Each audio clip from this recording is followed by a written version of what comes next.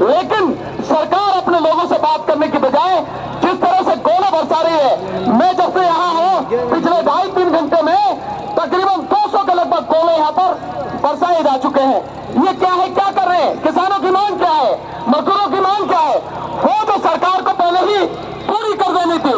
जिस समय पहला किसान आंदोलन चला था, उसी किसान आंदोलन के दौरान जो मांगे थी, जो शर्तें थी, सरकार को तभी माननी थी। लेकिन 2 साल बाद भी अगर आप किसानों की मांगे नहीं मानने हैं, मजदूरों की बातें नहीं मानने हैं, तो क्या करेंगे? आपसे बात करने के लिए जा रहे हैं। हम कोई आतंकवादी है क्या? नहीं। हम कोई किसी तरह से कोई हथियार लेके जा रहे हैं? नहीं। हम केवल सरकार से बात करना चाह रहे हैं और अपनी सरकार से बात करना चाह रहे हैं। कोई पाकिस्तान या चाइना की सरकार से बात करने नहीं जा रहे। और जो मांगे हैं वो इस देश के किसानों की, मजदूरों की जायज मांगे हैं। अगर सरकार इन मांगों को मानती है तो सरकार पर किसी तरह का कोई बोझ नहीं पड़ता है। केंद्र सरकार का बजट एक साल में 50 लाख करोड़ का है, 50 लाख करोड़ का बजट है। अगर सारी मांगे जो आपकी हैं ईमानदारी से वो मान ली जाए, सब कुछ जो आप कह रहे हैं, तो भी सरकार पर सालाना 15 लाख करोड़ से ज्यादा का कुछ भी, इससे ज्यादा का बजट नहीं पड़ेगा।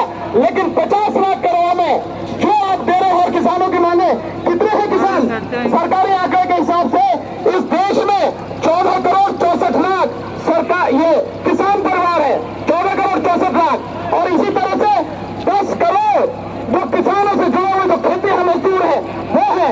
कुल मिलाके लगभग 25 करोड़ किसान और खेती मजदूर परिवार है। अगर एक परिवार में 4 लोग भी माने तो कुल मिलाकर 100 करोड़ लोगों की आबादी होती है। 100 करोड़ लोगों की आबादी, 100 करोड़ लोगों की डिमांड अगर इतने में पूरी होती है 15 लाख करोड़ में, तो मैं समझता हूँ इससे बेहतर कुछ नहीं हो सकता। लेकिन सरकार जिस तरह से काम कर रही है, वो सरकार इस देश के लोगों को, इस किसानों को, मजदूरों को तबाह करना चाहती है। और बार बार मैं जो आपको बात कर रहा हूँ, क्यों सरकार, आपने सोचा नहीं कि सरकार आपकी मांग क्यों नहीं मान रही? सरकार आपसे बात क्यों नहीं करना चाहती है? क्या बात है कि सरकार आपके बीच में आके आपकी बात सुने और माने? इसमें क्या दिक्कत है सरकार को? केवल एक कारण है साथियों, मैं बार बार आपको बता रहा हूं इस बात को, क्योंकि सरकार को अपनी वोटों की जरूरत नहीं है। उसके पास वोट छापने वाली मशीन है। ईवीएम से वो मशीन से वोट छाप लेते हैं, तो आपकी जरूरत नहीं है। नहीं तो कोई भी सरकार, कोई भी नेता अगर 200-400 लोग भी खड़े हो जाए तो घुटनों पर आ जाती है, उनकी मांगे मानती है। और लाखों लोग यहां से लेकर वहां तक 4 किलोमीटर तक मैं पूरा पैदल चल के आ रहा हूं। 10,000 यहाँ पर ट्रैक्टर ट्रोले हैं, लाखों की संख्या में यहाँ लोग हैं और सब कुछ सरकार से ईमानदारी से बात करना चाहते हैं, अपनी मांगों को रखना चाहते हैं, बावजूद उसका सरकार नहीं मान रही। तो ये पूरी तरह से गैर संवैधानिक और गैर कानूनी है। आपकी मांग में कहीं भी किसी तरह की कोई आपकी मांग इलीगल है, न ही गैर संवैधानिक है। सारी मांगे आपकी बिल्कुल जायज मांगे हैं और सरकार को ये पूरी करनी चाहिए। लेकिन साथियों, हमें इस सरकार से बहुत लंबा लड़ना पड़ेगा। बहुत लंबी लड़ाई है, बहुत बड़ी लड़ाई है। मैं तो आपसे एक निवेदन करूंगा, मैं आंखों से देखा है मैंने सब कुछ यहाँ आके, इस लड़ाई को बहुत धैर्य से और बहुत सफल रणनीति के साथ में लड़ना, जल्दबाजी नहीं करना। जोश जरूरी है लेकिन होश उससे ज्यादा जरूरी है। हमारे हर भाई की जान कीमती है, हर साथी की जो जिंदगी है वो कीमती है। इन सारी चीजों को ध्यान में रखते हुए हमें लड़ाई लड़नी है और लड़ाई जीतनी है। साथियों, आप यहाँ लड़ रहे हैं, हम लोग उधर लड़ रहे हैं ईवीएम की लड़ाई को लेकर लगातार। 25 तारीख को प्रधानमंत्री का घेराव करेंगे हम सारे के सारे लोग मिलकर, पूरे देश में हम लोग लड़ाई लड़ रहे हैं। साथियों, तो मेरा आपसे यही कहना है, आप जानते हैं 13 महीने मैं पहले भी आपके साथ में था, पूरी ईमानदारी के साथ, आज भी आपके बीच में हो और जीवन के अंतिम सांस तक हम और हमारे साथी आपके साथ रहेंगे। आपके आगुओं का, किसान जत्थेबंदियों का जो भी आदेश होगा, जो भी वो हमसे मदद चाहेंगे, कानूनी या किसी भी तरह की, हम हर पल आपके साथ हैं, आपके साथ रहेंगे। साथियों, मैं सिर्फ इतना ही कहूंगा, बहुत सोच समझ कर कदम उठाना है। जिस तरह की सरकार काम कर रही है, ये गुंडों की बातें हैं, ये सरकार नहीं करती है ऐसे काम, ये गुंडे हैं। जिस तरह की ये सारी चीजें हो रही हैं, लोगों को गोलियों से मारना, सीधे उन पर गोली चला देना, तो इस तरह से जो ड्रोन के माध्यम से बम गिराए जा रहे हैं, ये सरकारों के काम नहीं है और राज्य सरकारों के तो बिल्कुल नहीं है। और नेशनल हाईवे किसी के बात का नहीं है, न खट्टर का न मोदी के बात का है। तो जिस तरह से नेशनल हाईवे को बंद किया गया है, सरकार को इसे तुरंत खोलना चाहिए। अगर नहीं खोलती है तो मैं समझता हूं कोर्ट को इस पर संज्ञान लेना चाहिए।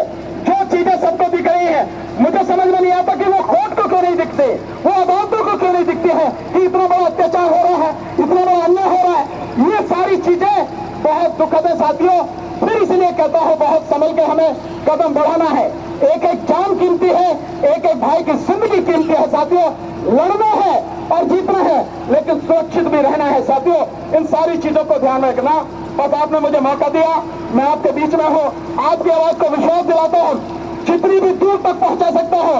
अब मैंने सारा आंखों से देखा है, पूरी तरह से आपकी आवाज को दुनिया के कोने में जहां जहां तक भी पहुंचा सकता हूं।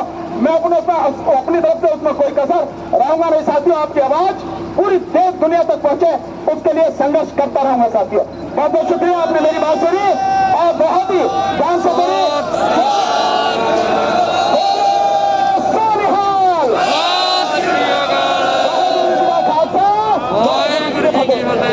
आज जथेबंदी के वर्कर कोने की ड्यूटियां लगनिया रात शरारत पक्की होनी आ। जथेबंदी का वर्कर कोई नहीं के बह के समस्या भी खलो जो, ठीक है जी। इस करके अभी दोवां फोरमा की गल है, डलिया साहब खनौरी चले गया, फोना पे कोई कनेक्ट नहीं हो रहा। इतने की करना कल शाम तक स्थिति स्पष्ट हो जू। अज भी असी सारी मीटिंग करके किन्ने मेसिया किथे गए की होया, सारिया जथेबंदियां, मैं कला कुछ गल करूंगा मेरे ख्याल एक टुटूगा। इस करके सारे रह करके जो भी गया हूं थोनू प्यार में दसांगे, ठीक है। इस करके तुसीं अपने जे रह सुनो, जथेबंदियां सारे दे सूबे दे लीडर आ, ड्यूटियां लाओ, अज नाके टैट रखने ने। जिन्ना मीडिया वा उत्थे पहरेदारी करके उन्हां दियां सारियां केबलां लवाओ। मेरे ख्याल केबलां ते सरकार ही बढ़ा सकदी आ भी मीडिया का काम ना होवे, तां जो मीडिया ना पीसी करके ਜਿਹੜੇ ਬੰਦੇ शहीद हो गए आ, जो सरकार ने जबर किया दसिया जा सके। लौंगोवाल साहब उस बाद राह रास नूं लगणगे।